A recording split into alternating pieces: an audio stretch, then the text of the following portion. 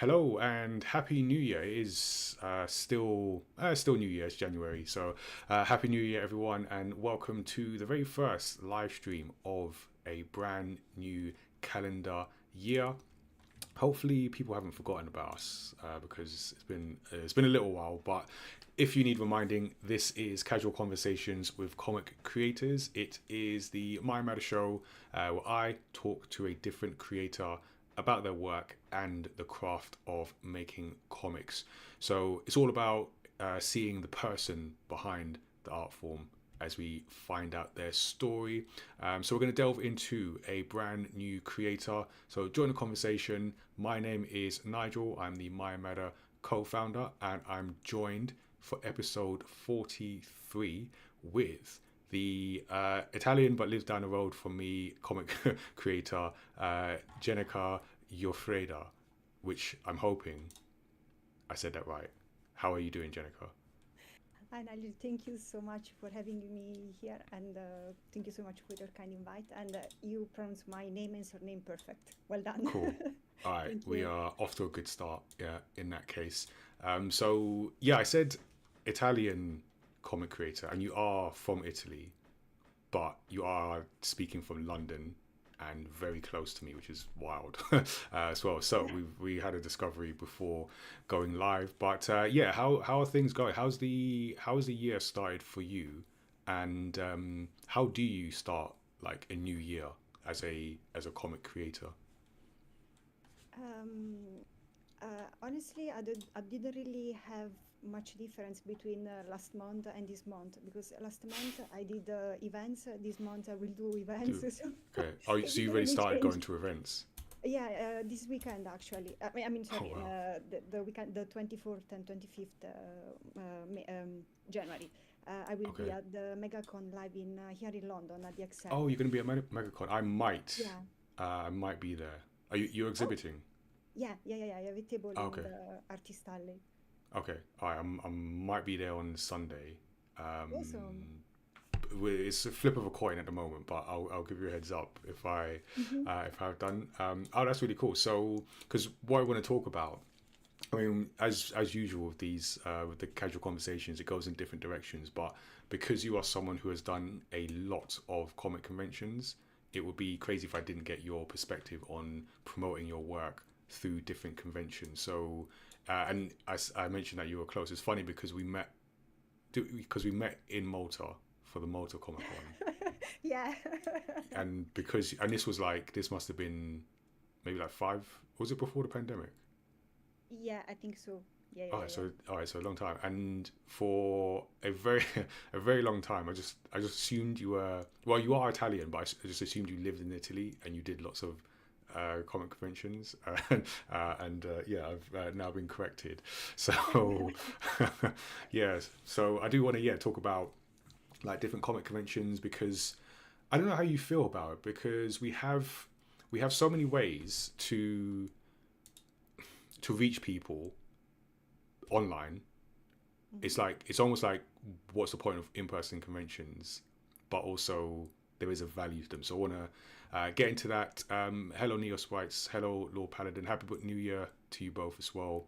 Thank you for joining us as ever. So yeah, if you have any questions about making comics, let us know. But yeah, so I mean, I'm going to start with a stupid question because obviously you enjoy going to like these comic conventions, but what's the value that you get from going to them?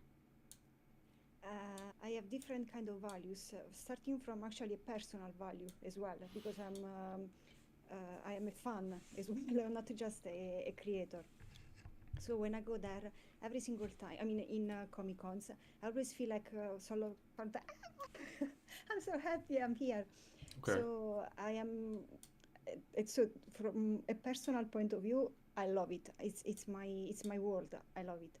From the point of view of a creator, because I am completely independent, Comic Cons are my main market. So um, I need to be there because that's my main way to sell my comics, to make my art known. And so that's how to say, it's two things together that they go really well. It's a necessity, but it's also a total pleasure. So I'm so happy to do them. Yes, that's a good point. And also, thank you for pointing out that I actually messed up the overlays. That's wild. How did I not notice that before? You know what? It's the first time doing this of the year. So I'm gonna do some live editing right here. And but okay, while I do this, let me throw the next question at you. There we go. Look at that, like magic. Um, you said you enjoy them. You still enjoy going to them as a fan, and you've been doing them for, you said, like 20 years. Yeah, my first Comic Con as an artist was November 2000, 2000 sorry, November 2005. And Which I what Comic cannot Con was it? forget it. Brighton Comic Con was actually a Brian, do a Comic Comic Con that, Con. yeah, Brighton Comic Con, they did it once and they didn't do it again. And Okay. the guy who did it was actually the That's Skin. He was the director of a newspaper, a comic book newspaper that was at the time. Now it doesn't exist anymore. And I think he has something to do with I don't remember if Marvel or DC. He was one of the editors. I don't remember now exactly, but anyway, he was a quite a big figure in the comic industry. And I Right. remember they organized this Comic Con, and it was my first time going there as an artist. And it's one of the events that I have in my heart because I was going there, and I tell you, I was even the first years that I was in UK, a place where I didn't really know many people. My English was really, really, really bad. I mean, I came here without knowing the language, Hmm. and so I was and super shy, and I didn't know how my comics would be received. And I was so happy because I brought with me 19 comics. I remember still the number, hand cut and those completely, Oh, okay, totally okay. self-published, and they sold out within 3 hours, and Wow. three or 4 hours. I was so happy, and I didn't know what to sell the next day because I sold everything, and so I had to go to some shop there and try to make some more. And yeah, it was such an amazing event. It was. Um, I don't know. For me, it's one of the events that is really my art. It was an amazing way to start this comic book event, Yeah. legacy. Yeah. That's cool. My first convention was actually Comic Con, MCM Comic Con, which I don't Uh-huh. necessarily recommend as a as a first one. And I just remember so it was me and my friend Lau, who I started this with. We um, we got a table, and then we had a bunch of our friends. Like I want to say like I want to say like 10 people. Maybe it wasn't that many, but it was a lot of people, and purely there because they like people who did not care about comics, but they were just there because we asked them to help, and Mm-hmm. then we would send them out to get people, and then like bring them to our table, like like. I Mm-hmm. don't know if I mean we must have sold some stuff, but I don't even remember how we definitely didn't sell out. But we were doing this giveaway, so like every hour or so we'd give away a poster. Mm-hmm. So we do like a raffle, and then every hour we have like a crowd. I just remember the table to our left got quite annoyed with us because we'd have like people spilling over and like All blocking. right. And Okay. I always remember that. Uh-huh. Just yeah, we were they were. I mean, I think because we didn't know them, they were upset at the time, but I've met them since, and I hope they don't hold a grudge. But yeah, that first comic convention, and Mhm. but then because if you're a fan, then as a exhibitor, you actually don't get to see a lot of the conventional. Do you do you wrestle with that? How do you balance that, being a fan but also being there to sell? No, this is true. You don't really see much because anyway you're gonna stay at the table. In my case, I'm usually alone. Like 99% of the times that I Yeah, go around, I am alone. So if I'm not on the table, is a potential missed to sell. Yeah. yeah. And but you still have, I don't know, a few minutes to go a bit around. And even though maybe you cannot see maybe so many things, but being part of it, already the feeling that you are part of it, Mm, it's a beautiful feeling. Yeah. yeah. No, it's good that you like kept that enjoyment for that length of time, because it's easy to get jaded. I feel like, and just get like bored. Oh, I've done it. It's the same convention. But like because obviously I know we've been to multiple Comic Con as well, so Mhm. it's really good that you've kept that enthusiasm for it. I feel that's you have to, because it is difficult, right? To, especially because you're traveling abroad, it's difficult to get on a plane or train or whatever and pack and do that whole thing. I feel for me, for Malta, the struggle I always have is getting under the weight. That's annoying. Yeah, I didn't quite manage that last time. I actually had to pay a bit extra. But anyway, there's this whole kind of lesson learned thing. So we'll talk more conventions, but I actually wanted to talk about your art specifically. Do you want to describe to us your particular series, and because I know you've got a particular character as well, like tell us how you came to that character and like what it's about and what the comics are about as well. Yeah, sure. All the comics that I'm publishing, they're all self-published. I'm completely independent. My main production is a Vampire Freestyle, and the main character of the series, a black cat called Micha, and she's my main production. There is not just her comic book, but there is also a series of illustrations and merchandising that I do about her. She's my, I don't know, my main production. I really like to draw her, so I draw her in every possible situation, like traveling around the world, traveling through time, doing different kind of jobs in every possible situation that I have in mind. And I have also another series, Midnight Tea. I'm working on issue number 2 now, and I did also quite a few projects, but for other people and projects. And at the moment, I'm working on the second book on a series, but it's a children's book, not comics. So I do a bit of everything, comics, and especially at the moment, I'm doing especially illustrations. Right. Yeah. Okay. And Have you always been into this? Like, have you always been making comics, yes, making characters? absolutely. I had a huge passion for comics since I was a child. I'm speaking about like in primary school, for example. People were asking Okay. me, "What you gonna be as an adult?" Sorry, an adult. And I was saying, comic book artist straight away. Like, no, no other Right. thing. No, comic book artist. That's it. Where did that come from? So the thing is, in Italy, especially in 80s, when I was a child, there was a very, very big culture of comics. There is still now, but it's, I would say, even bigger than here. And so it was normal for me to grow up with the comics. Like my auntie, for example, she was buying every week. There were like adventures of Mickey Mouse, Donald Duck, Yeah. and so I grew up reading these and so many comics as well. As I said, Italy has a really, really good culture of comics, so that's I grew up in it, and it's something that I absolutely loved it, and I felt that was my own way to express something. I always been crazy about drawings and so on, and when I discovered these comics where you can actually um, tell stories in a way that you mix words and drawings was perfect for me. So Yeah. I Did you found not get my any channel. like pushback from family when you were saying like I want to be a comic book artist? What's the feeling towards comic book and creativity in Italy? Yeah, well, there is support, of course, but on the other side, my parents were a bit worried because they were saying, but maybe you should choose a job that maybe gonna be a bit easier to get money out of it, and Yeah.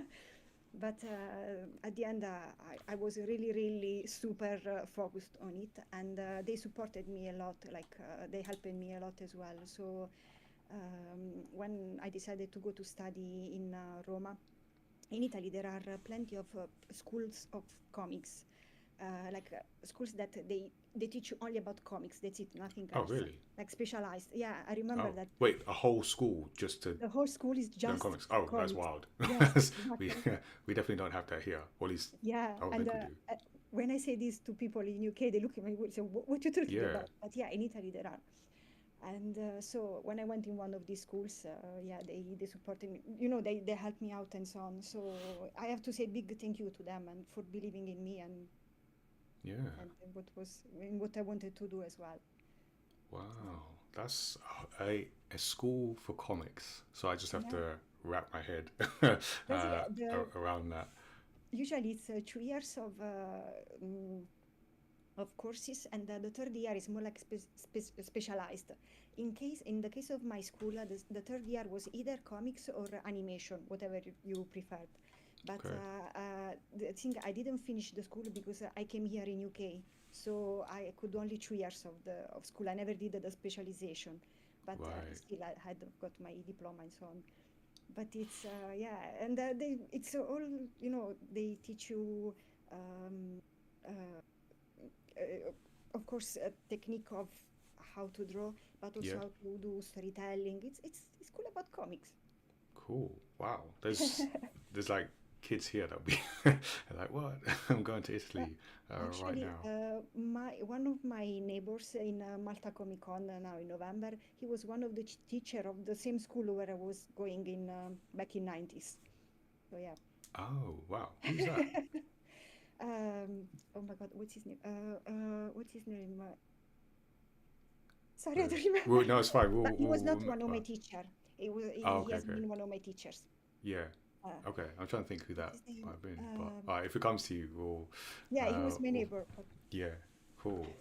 Um, and with like with your character, because I remember seeing like all your stuff in the merchandising of the character, because you got like a strong brand identity and everything around the comics as well. Do you actually have a cat? Just to double check. at the moment, no, I don't.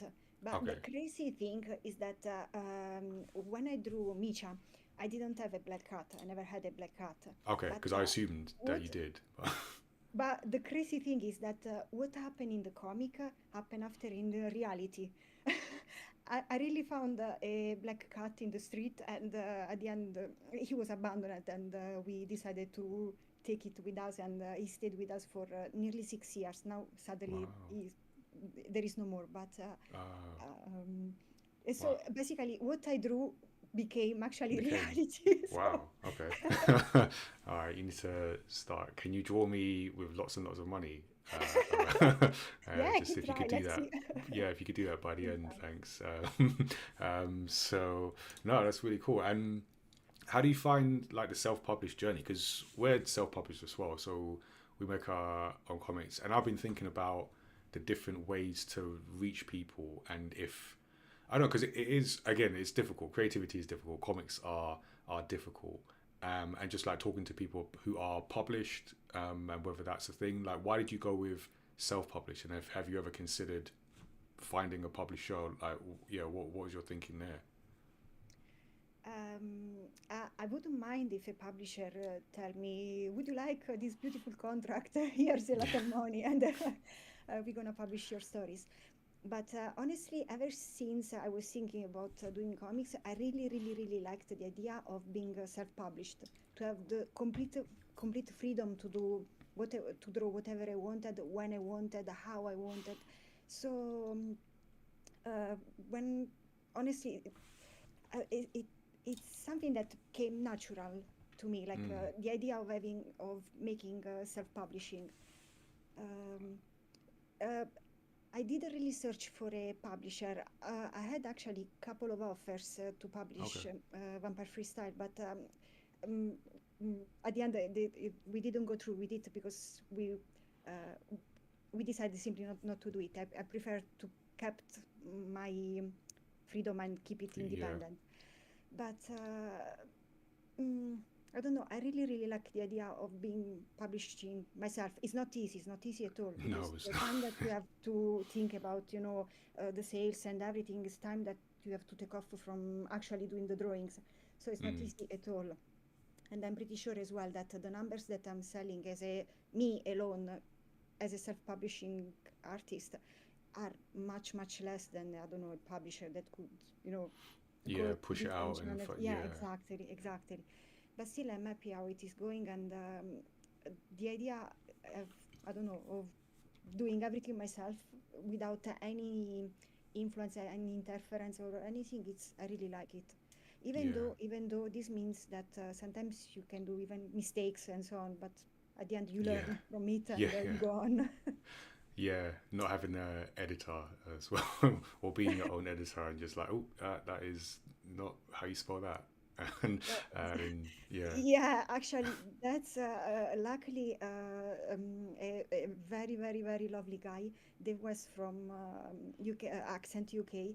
yeah. He did the proofreading for me because the first comics, the first prints that I did of Vampire Freestyle, they were full of mistakes and the grammar because English was not my first language. Oh, of course, yeah. And but luckily, actually, after a few years that I was publishing these bad Mm. things, he actually very, very kindly did all the proofreading, and now I'm happy. And I realized that this is something totally important.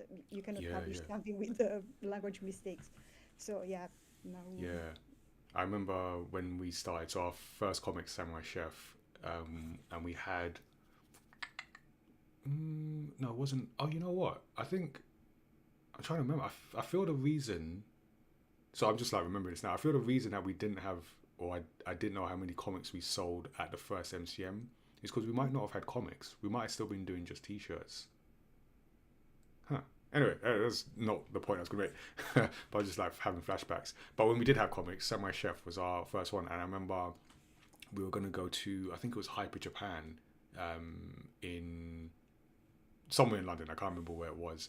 And I remember we had a friend, and she was proofreading because she worked in law, so she was proofreading the script and a comic. I remember because we were changing things like really last minute because we had to send it to the printer to get it back in time for Comic Con. That was like the most hectic editing period just because we had left it so late and we were trying to make all these changes to get it ready in time. So yeah, it's kind of mad, and I feel, and it's why I'm thinking like, is it easier to get a publisher? In some ways it is, but like you say, when it comes to like the control over your work, what you write, where, when, all that kind of thing, it's definitely more the freedom of it.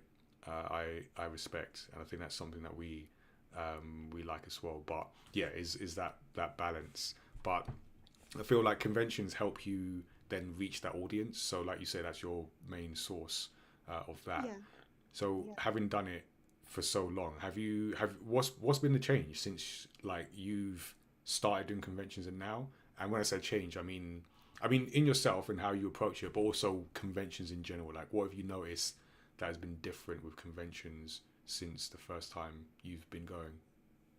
Mhm. Okay, changes about myself. Yeah. I have to say that the first Comic Cons, I was super shy, even scared. Sometimes I remember in a couple of Comic Cons, just before it started, I had a nearly panic attack. Like I was, I mean, not real panic, but I was really Yeah, yeah, whoa. And now, no, now I'm just happy to be there, and I don't have any more this let's call it problem, this issue. But this is the only thing that has changed because for the rest, it's the enthusiasm to be there, the happiness to be there is still the mm, same. And maybe now, maybe what is changed from beginning is that now, because I go around a lot of places and sometimes in some places I come back over and over, like Malta Comic Con. yeah, I have a small fan base that sometimes people come and they see me, oh, you were at this Comic Con, I saw you, maybe I bought something or they just saw me or, it's, yeah, yeah. and so there is more people who know my work and they know me and I know them and so on. That's probably the only thing that has changed, but for the rest, it's pretty much the same. Still loving Mm, it, still doing it. yeah, cool. While for from the point of view of what has changed in the Comic Con, first of all, the numbers. I remember that when I started in 2005, the only big Comic Con that I knew was the MCM, and Mm, it was not so big as it is now, yeah, actually. yeah, no, And yeah, it has grown as well. But I remember when I was speaking about cosplay in that time, like 2005, 2006, people were looking at me like, what? What you talking about? And this is a reality who came a few years later, while in Italy was already the first time that I saw cosplay was in my first Comic Con in 1998, and I've been told that it was already happening. So Italy was taking a lot from the animation movies from Japan, from the culture, from manga and so on. So it was a very big market for Japan. And so basically, there were many things in Comic Cons that were more like a sort of American style comics, more like I think they have been changing the Comic Cons. I noticed also that much more families with small children are coming to Comic Cons. Yeah, Well, I've seen that as before I well. didn't really see them. Yeah. Yeah, exactly. And also one thing that I really, really liked, it has changed also the actual artist alley. I remember the first Comic Con that I did, me as well. I had comics literally done with the photocopies, hand stapled and Yeah. hand cut and so on. And this is something lovely. I love it and so on. But I notice that with going on with the passing of the years, the quality has become more and more better. Like you can see now stuff that people are self-publishing that could easily go in a shop and be Yeah. from a big publisher, like with crazy quality, really well done and so on. And so Mm. this is amazing.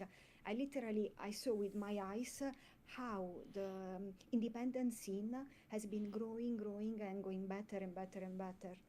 And Yeah. yeah, I've seen it with my eyes. Oh, nice. Yeah, you've been there. Yeah, because we started doing 20 years. conventions in, I want to say like maybe 2013, because we had Samurai Chef. Yeah, 2013 or 20, or maybe before that. Because our first comic was in 2013, but like I said, we might have been doing conventions before then. I need to get, you know what I need to do? I need to go through the timeline. I actually need to write this down and remember, because the more I do, the more I'm forgetting what I've done. But yeah, around 2013, let's say, and I've seen some of that as well, where like the access to like the tools, the people, like the printers, and just the knowledge like sharing that people do, Yeah, so you can really make something that, like you say, can fit into just the shelves of a bookstore or comic book shop, which is cool. And there's so many more people making comics as well, which is yeah. really good, because then you get different perspectives in the stories, different types of stories, different types of characters, and all that. And then, like you say, like MCM has been, I guess it's our biggest one in this country, but I know compared to others in Europe, it's still quite small. So, what kind of conventions have you been to? Obviously, I know Malta Comic Con. We'll talk more about that, but yeah, tell us some of the conventions that you've been to. My motto is go anywhere, everywhere. So I don't mind if the Comic Con is like 50 people only or 50,000 or 5 millions. I'm gonna try it anyway. So that's Okay. my motto. And I literally have been to like a very, very small Comic Con, usually here in UK with maybe really like 50 people just for independence and so on, or like a big Comic Con. I've been all over UK, all over Europe. Uh, Vienna, I don't know, Finland, Mm. Ireland, Belgium. There are, and plenty of them are pretty big. Some actually even bigger than MCM. Yeah. And yeah, it's honestly, I do all of them. There is a Comic Con, okay, I'm going. That's my. And I don't have a preference because You sometimes don't have a favorite? um, no, not I mean Huh. I don't have You must have a favorite. preference There must be from the some. kind. I don't have Yeah. of the kind of Comic Con because Okay. sometimes in a small Comic Con, I give you an example. There was a Comic Con that now sadly there is no more, but it was lovely. It was called UK Web and Mini Comics. Sorry, UK Web and Mini Comics Thing. I don't know if you ever heard it, but it No. was basically a Comic Con only for independent artists are published and people that were doing web comics as well. Oh, And okay. it was Great. lovely. It wasn't big, but in that Comic Con, one guy who came was actually one of the guys from a like sort of art council, but from Poland, of Polish art council. They enjoyed my drawings, and I was invited twice in Poland Wow. to write an anthology. Everything was paid. They paid us. I mean, everything was paid for our holiday. Let's call it like that. Yeah, yeah. But of course, they paid us for the drawings and so on. Plus, we were invited again to the Comic Con where they did the presentation of the book. So, in a very small Comic Con, I had this amazing Oh, got you. contact. So you never know who you're gonna find. So Mm. you always give the best that you can anywhere from a small Yeah, Comic Con to a huge one. So that's a good to point. answer your That's question, yeah, sorry, to answer your question, one of my favorite Comic Con ever is the one that you know as well, Malta Comic Con, yeah. because it's Okay. not just a Comic Con, it's a holiday, it's a family, it's everything. I went there in 2014, I fell in love with it, and I came back every single edition after Okay. that. So you've been So, like yeah. 10, well, I guess the pandemic maybe. So it was like Yeah, so 10, two years 11 years. of, yeah, something like that. It's Yeah. I love it. But even though I found some amazing event as well. For example, there is an event in Montenegro. Ercegnovi is the name of the town where they do it. Mm. That is it's a crazy event because it's not really a Comic Con. It's more like a comic festival.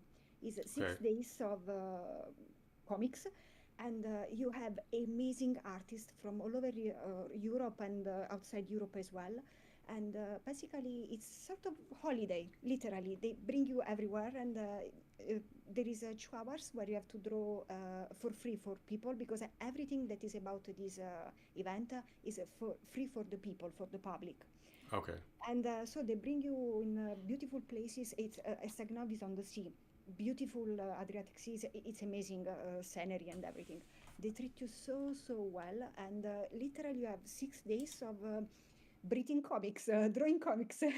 Like it's amazing. So sometimes you find these uh, crazy events that are amazing, that really they open your heart, and you feel energized, and you want to go on and uh, continue.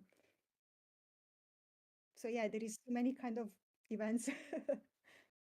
Yeah. No, I get it. That sounds cool. You know what? Because Malta is one of my favorites as well. And I've been at least 5 times, maybe six. Again, I need to keep a track of everything. I'm gonna make that history, but because I know, yeah, let's say 6 times. I think last year was the sixth time, and it is that holiday, right? Because it's so for people who don't know, it's in or November. I think one time it was in October, but like November. So here in the UK, November is grey.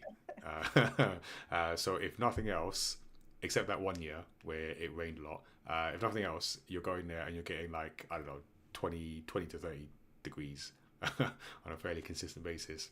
If nothing Yeah, else, it's for that. But then what I like about it, and you must have had this at other European conventions, is because it attracts people from different places. So with Malta being sort of, was it just below Italy, sort of around that area? So a lot of Italian people from Greece, Cyprus as well. Obviously people from the UK, and yeah, it's just nice to see other people doing the same thing, other people from different countries, and then because everyone stays in the same hotel, so like you mentioned, it's that community, that sort of yeah, family. So we see people, and then there's a networking aspect. People like like you're saying, oh, check out this event as well. So I feel like particularly now. I mean, I think it's always been the case, but particularly now, it's good to be reminded of the human side of creating, like people who are creating things also, and having similar struggles or positive experiences, and then yeah, you can chat with people. Also, there was a really good Indian restaurant in Malta that is closed, but that was another one. That was another plus in there as well. But you know what I need to do this year? So you have to help me with this. Is I need to do more European conventions. So I need to know the ones to go to, and yeah, how to approach that. So with you, how do you how do you approach European conventions versus UK ones? Is there a difference apart from like I don't know the baggage um, yeah. on the train? But yeah, is there a difference in how you approach them? No, not really. Usually I try to check if they have a website in English or not, because Oh yeah, that's actually very important. yeah, yeah, Unless one exception was this one that I told you, the one in Montenegro, because I was invited, so I didn't mind if the website was in English or not. But okay, if I'm just a normal trader, I need to know what is it about. So usually, if it's not in English, I try to go in some other Comic Con where they do actually have some English okay. information. So are But a all lot your is, comics in English, or do you have yeah, them yeah, all my translated? comics in Okay, English. Even though I'm Italian, I never did actually the Italian version. Mm. So it's English only, and for this reason, I'm try to go to countries where they usually speak good English, and this was the beginning. Now I don't mind; I can go anywhere. I'll, Right. I'll be happy to go. And honestly, I don't really have difference between UK or outside UK. As you said, the luggage, I have two setup, one for UK or when I'm traveling by train or bus with the big suitcase and so on. Mm. Yeah. Another one much lighter with a small suitcase that I can put as a cabin luggage. So, for example, Oh. I give you an example. The exhibitor that I have that are in plastic that I cannot make them smaller. When I'm traveling, I have them in cardboard and I can flat them, and they're gonna be much lighter and easier to bring, for example. Right. And few things that are on the table that are just for to make the table nice and so on. Simply, I will not bring them with me. I will just bring the actual stuff that I'm selling. So I have simply two different setup. That's the only difference between a UK Comic Con and a European Comic Con. For Okay. the rest, it's pretty much the same. Traveling, having fun, enjoying, and that's Yeah. all the Yeah. same. Okay. I need to work on that because I always bring too much. As yeah, I tried to be different last year, but then I just ended up just bringing a lot, and then having I had to pay extra for the luggage, and it's like this is the whole situation. So yeah, I need to be a bit more disciplined. I need to take that advice from you. Just bring less, bring less to abroad conventions abroad, and it's it's like like you said the holiday aspect and everything. What are some of the best like moments you've had away from the table at a comic convention? Mm. Mm. Uh, that's a difficult one because usually the best moments are in the convention. I mean, uh, outside the convention is more like a sort of normal travel, maybe meeting Yeah, someone or nice, away from the table, but to, in like inside the convention, but like away from when uh, you've been away from the table. mm, okay, maybe when I was in, I don't remember which Comic Con, but I was here in London. I saw Stan Lee, for example, passing in front Oh of wow, me. Yeah, he was. tell us Yeah, more about now I remember. that. He was in the first, I think, was the first London Super Comic Con or London Super Con, something like that. I don't know if you know about this. It was a Comic Con. They did it sadly only for maybe three edition or something at the Excel. But the thing was that it was a Comic Con only about comics. That's it. No merchandising, no video games, no movies, comics. That's it. And that was actually really really nice. And I think in that one, as a main guest, they had Stan Lee, and yeah, it was a piece of history walking in front of me. And yeah, maybe that could have been nice. Otherwise, other moments now, honestly, I don't have in mind. I'm sure there are lovely moments, but now I don't really have them in mind.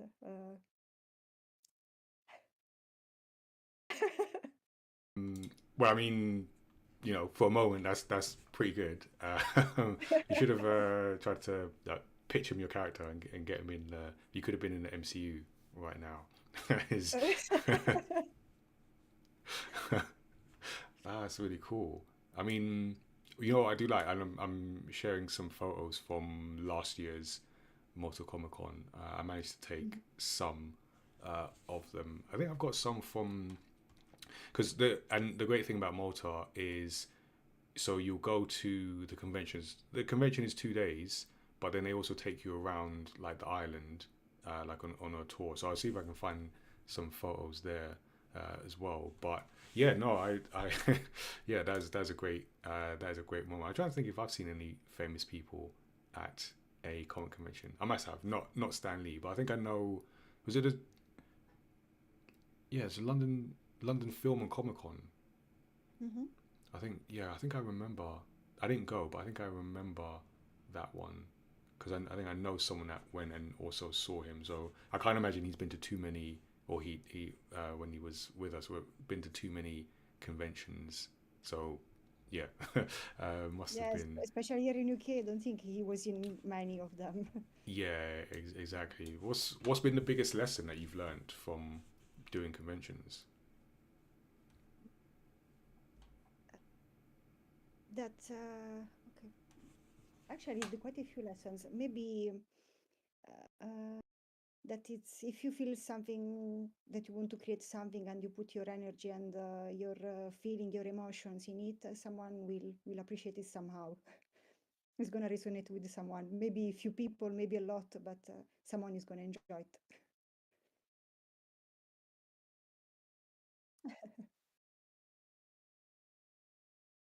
I guess so. Trying, and trying, but at the end, it's Yeah. the thing is the thing that I really, really love of Comic Cons is that with what I'm drawing, especially with Micha, I want to make people smile. I want to give them good energy. If I want to be the moment where maybe they have a bad day, but they see Micha and they just smile and say, "Wow, okay, my day is gonna Mm, be okay." It's this mm, is the feeling that I want to give. And sometimes it happens, I am at the table and someone is walking past and I see them, oh, they look and they smile and they do like this. This is one of the, like the perfect moment because this is what I want to give people. I want to give good energy yeah. and, Nice. Okay, I managed to find and some of the happens. photos from Malta, Awesome. so I'll put those on the stream as well. And thinking about the craft of making your comics, what is your process? Because you draw and write Mm. the stories as well. What's your process? Like how often do you spend writing when you've got new stories? Do you have the story idea first and do the artwork, or are you just like sketching stuff and then the idea comes? Like, what's your process for actually creating the comics themselves? Um, it's a bit a mix of everything that you said. The actual time that I spend like writing, it's very, very, very little because if I have an idea in mind, I usually do some quick sketch straight away. Or if maybe it would take too long to do a sketch, maybe I write just a couple of sentences to remember what I have in mind. But usually I start first of all with characters. I don't usually get an idea of a story. I have an idea of a character, maybe in a sort of with something happening to them, and after that's how goes the rest of the story. And that's what happened, for example, with Vampire Freestyle. I created Micha first of all, Hmm. and actually in her case, I created her in 2000. She was born in 2000, Oh wow. became Okay. more definitive in 2001, Sure. and I started work on Vampire Freestyle in 2003. So actually years later, actually in that case. But yeah, I start always by I have always idea of characters, and after a possible story for them. And the actual way to make it, yeah, it's with sketches first of all, very little writing, and after I start with whatever story I have in mind. And so many times I'm changing because sometimes when Hmm. I'm drawing, I feel like as if it's a very strange feeling, but it's as if I'm not the one who's actually doing the story, but as if I don't know, let's call it energy or something. It's just using me as a tool to Yeah. make this story happening. I don't know what's. But, speaking with other artists, they told me that they feel the same. So I think I'm Okay. not the So you only feel like one. the story just you just like comes to you and you because I know you have that feeling sometimes you're not sure where the idea came from, but it's like it's definitely there and you Yes, feel you need exactly, to do it. Yeah. exactly, exactly. Yeah. So yeah, that's usually how it goes.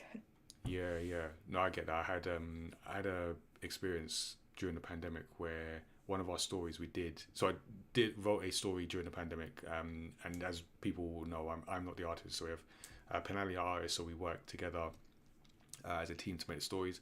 But during the pandemic, I did a story featuring some of our characters who were going through a pandemic. So it's basically just a way to get the I don't know the thoughts and the feelings out. Mhm. So I did the story, and I typically don't read our stories once it's printed, unless I'm like looking like double checking Mhm. things or just because otherwise I'll just go like, oh, I should have done that actually. Should Mhm. have done that better or differently.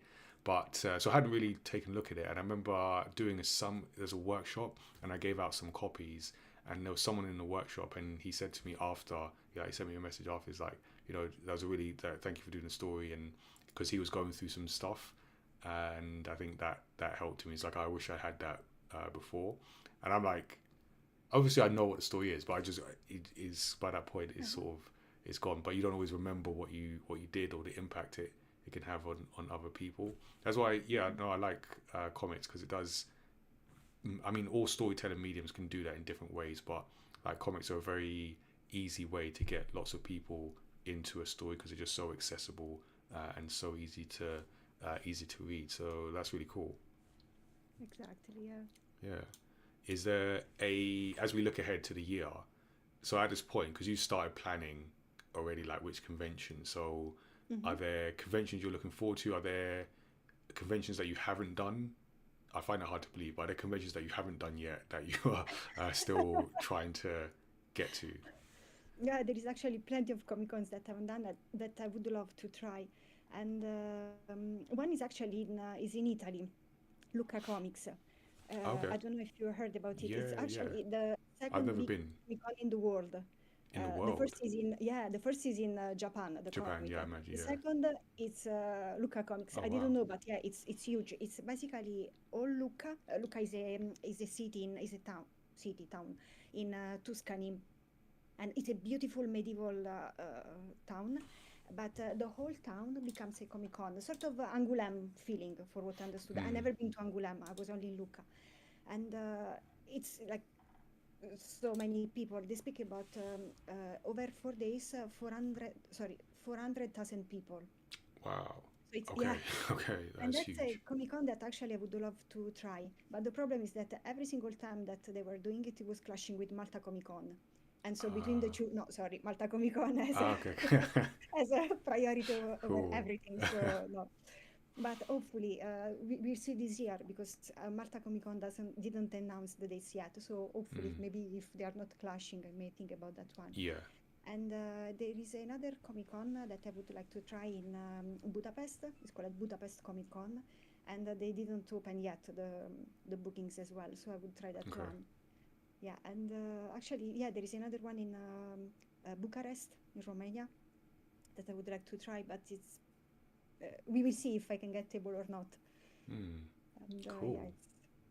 but Okay. yeah, there is plenty that I still would like to try. Yeah. All right. Yeah. A couple of days ago, I pulled up a list of different conventions in Europe and the UK, and I'm gonna go through and see what we can do. But yeah. Okay. We're almost at the end, but before we get to the bonus round, I wanted to ask a question, because now, as someone who's been doing conventions for a while, what's a mistake that you see new comic creators, new exhibitors doing at conventions? Like, what would you advise against people doing if they were, 2026? Because I know some people who have never at least exhibited at a Comic Con and might be doing so this year. Like, what would you say? What's the biggest mistakes that you see? What would you advise people not to do or to do?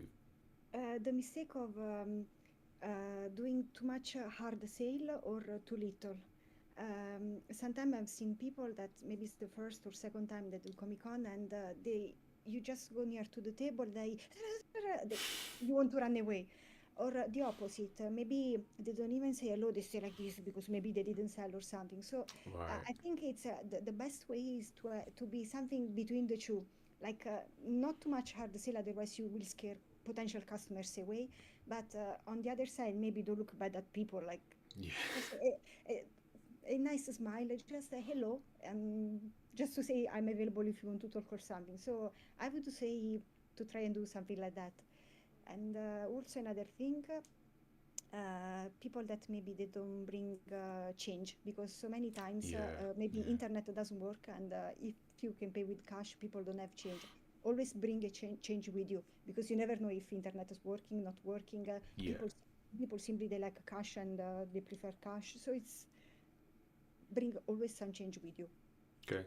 There you go. Some practical tips. I do remember, because I have been doing conventions long enough where when we started, it was only cash. Like you couldn't even get those terminals, or if you did, it was like a monthly fee. So like no, like Yeah, yeah, yeah, independent. yeah. And then I remember there was a point. Again, it was at Hyper Japan. I remember this where it was like one of the first times we had like a. I think we had a PayPal one at the moment, and maybe 20% of the sales were credit card. And I was like, okay, I'm glad I got this. It's fine. It cost a bit, but yeah, it picked up a few sales. And then now, it's like I hardly use cash, but there are still some people who prefer cash. So like you say, it's always good to have that, because what you don't want is when they're there and they're like, yeah, I commit to buying this thing. You don't want to then mess that up because you didn't bring an extra £5 or whatever Exactly. whatever it is. So yeah, it's just been funny to see, because again, at first it was just cash, and then now it's like all different ways. Like some people will be cash, some people will be card, some people wave their phone, some people their watch, and just put their watch Yeah. on. It's like the different ways people can pay for things. So all right, no, that's good. That is good advice. So yeah, hopefully you'll be able to get on some of those European conventions. But before we end the live stream, there is a bonus round that we'd like to do, and it's all around the idea of storytelling and how storytelling maps to real life, because we are all the lead characters in our own story. So, as the lead character, as the protagonist in your story, Jenica, what would you say are your standout attributes? Mm, craziness. Okay, bit of madness, craziness, yeah, yeah, You never know what's gonna happen with me, so I would cool. say probably this one. Unpredictability, yeah. All right, Exactly. I like that. Anything else? Um, Probably, I don't know, just this. Just craziness. All right, and in the best stories have that antagonist or forces of antagonism. So what would you say are your main? What's your main challenge, and how do you work to overcome it? My main challenge of, sorry, I didn't understand the question. Yeah. What would you say is your main challenge in your creative career, and how do you work to overcome it? Okay, all right. My main challenge is to try and get my art to more and more people, and I haven't overcome it yet because I'm still trying to find Still, the still working on way. it. Yeah, Yes, working on it. access to Work in progress. people. Yeah. Yeah, yeah, as it always is. That's cool. Yeah, I've got that same challenge as well. How do we reach the people, and who would you say are the supporting characters on your journey? Um, uh, my family, my friends, my boyfriend especially, and all the people that I met during Comic Cons and that supported me somehow. Yeah, I think Yeah, that's my that's cool. supporting. Cast the Yes, characters. Yeah, exactly. that's cool. And I always feel like the protagonist has this idea of the goal that they're trying to get to, and so for someone, especially for someone who's, because you're kind of doing the thing you want to do, but what does success look like for you, for your character in your story? That's all. Oh, say that again. I lost your audio for a second. I think maybe easy because Oh maybe yeah, was I can hear my you. I got you. yeah. Okay, perfect. Happiness. That's all. Okay, yeah, that's a good goal. That's a good goal. Happiness, contentment. I like that. So that's a very positive story that you got there. So yeah, thank you very much. That's the end of our interview, of our conversation. Hopefully this year. Well, I mean, I intend to go to Malta. We'll see about some other ones as well. Maybe some ones in the UK, because I don't think we've actually met UK convention. Was not a convention, but we met at Japanese, yeah, yes, the Japanese Japan. embassy. Yeah, Yes, so yeah, maybe yeah, that. yeah, But yeah, we also be good. Like I said, I might go to MegaCon this weekend, so maybe there. But yeah, no, good luck on reaching more people, more conventions. I'm taking notes because I would like to do more of what you do, and also thank you for joining me for the first episode of Casual Conversations, the first live stream that we have done in 2026. as well. So yeah, thank you for your time here with that. Thank you so much Um, for having me. It was really a pleasure. Yeah, no problem. And yeah, people can check out Jenika's work. I'll put the links in the chat. I also want to say a thank you to Pro Gamers Group UK, who have been supporting us for quite a while. Like, yeah, some years as well. So they have generously supported us with a bunch of equipment, including the Streamplify lighting that I've got out of shot, Nitro concept chairs that I'm sitting on and have been sitting on for a good couple of years now, and our Streamplify lighting, and also some other stuff with their new brand Gamiac. So last year, our last event, we gave away some like keyboards and mice, and got some headsets in the back as well. So we bring these for our live streams like this one. We bring them to events, in-person events, to record things there. We take them to workshops and let kids loose on them, which is always an interesting experience, and trying to get them to understand all the intricacies of podcasting and live streaming. So all that helps us create better experiences for our community, and we look forward to continue working with them as we do more in games, in content creation, and try and expose more people to how it all works, the behind the scenes. So yeah, thank you all for being part of this. Don't forget, you can join our Discord, the mayamada Studio 77 Discord. We're going to be working on some new things. We've got a lot of ideas, and the challenge is how many can we do in the 12 months that we have. But we do have some plans for a new website coming, new look to the Discord, more activities around that as well.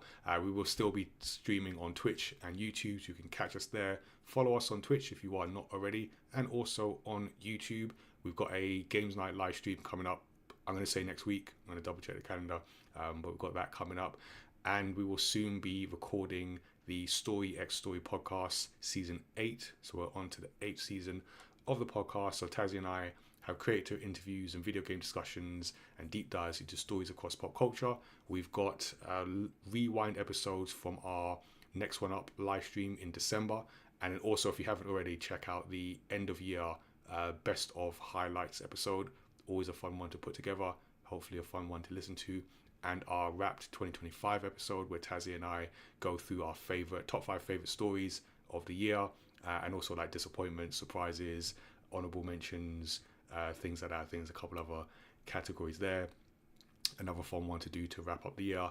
And then we'll be recording new episodes in just a couple weeks, I believe. So I've got some planning to do there as well. But that is all from this first episode of the year. Thank you all for joining us. That is all, and we will see you again, well, next week, but next month for another Casual Conversations with Comic Creators. So take care, everyone.